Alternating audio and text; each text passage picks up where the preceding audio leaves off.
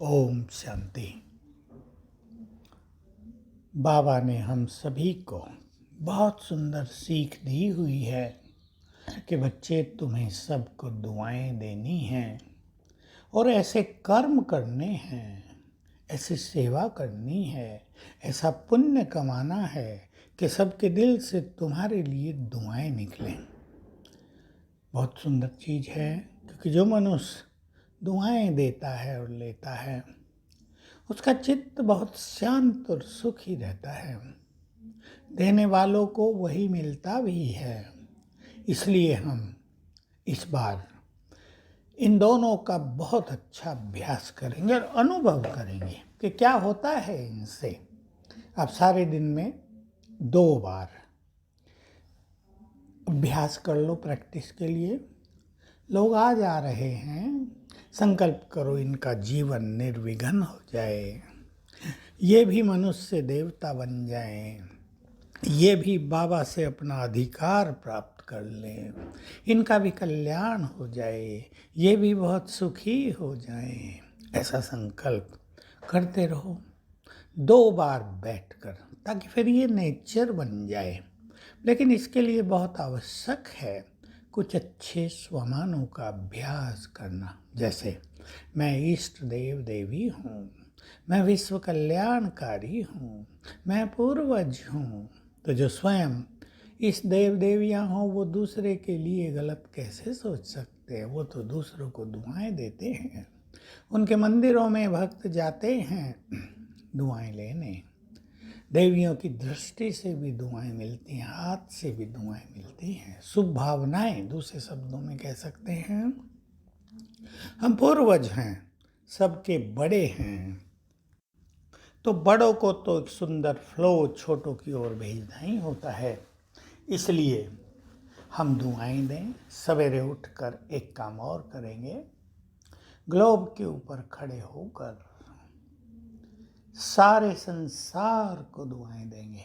पूर्वज की स्मृति में स्थित होकर सब आए हुए भगवान को पहचान लें, सबका जीवन सुखी हो जाए, सब तनाव से मुक्त हो जाएं, सभी मानसिक रूप से मजबूत हो जाएं, सब भय से मुक्त हो जाएं। बड़ा सुख मिलेगा। हमारे इन संकल्पों से भी सुंदर वाइब्रेशंस संसार में पहुंचते रहेंगे। भारत में तो हिंदू धर्म में भक्ति में है ही ये, शुरुआत ही होती है, सर्वे भवन्तु सुखिनः सर्वे सन्तु निरामया। 3-4 लाइन है, सब सुखी हों। हम सोचा करते थे क्या मंत्रों के कहने से सब सुखी हो जाएंगे, लेकिन अब पता चला अगर महान आत्माएं, पुण्य आत्माएं ये संकल्प करेंगी तो दूसरी आत्माएं सचमुच बहुत सुखी हो जाएंगी। क्योंकि श्रेष्ठ आत्माओं के संकल्पों में बहुत बल रहता है। तो हम सब ये सुंदर प्रावधान, ये सुंदर गिफ्ट संसार को देते रहें और इसके रिटर्न को अनुभव करें कि क्या मिलता है, क्या होता है, अनुभूति क्या है। हमें दुआएं लेनी भी हैं, मांगनी तो नहीं है। भक्त तो भगवान से मांगते हैं, अल्लाह से मांगते हैं दुआ करो, परंतु हमें मांगना नहीं है। ऐसे कर्म करने हैं कि भगवान खुदा हमें स्वयं दुआएं दे, हमें बहुत प्यार करे। मांगने से तो बहुत थोड़ा मिल सकता है। हम जानते हैं अगर हम उसके कहे हुओं पर चलेंगे, अगर सच्चे दिल से उसकी सेवा करेंगे, जिसको खुदाई खिदमतगार कहते हैं, तो उसकी दृष्टि हम पर रहेगी, उसकी दुआएं हमें बहुत प्राप्त होती रहेंगी। अगर हम अपने कर्मों से, अपने चरित्र से उसका नाम रोशन करते हैं ताकि लोग कहें ये तो सचमुच भगवान के बच्चे हैं, तो भी उसकी दुआएं बहुत मिलती रहेंगी। और दूसरों को मदद करना, दूसरों को प्यार से व्यवहार करना, दूसरों को सुख देना, ईश्वरीय सेवाओं में एक दूसरे के गुड फ्रेंड, साथी बनकर रहना, ये दुआएं लेने का साधन है। इस देव देवियाँ हैं, हम सभी आपस में रहते हैं।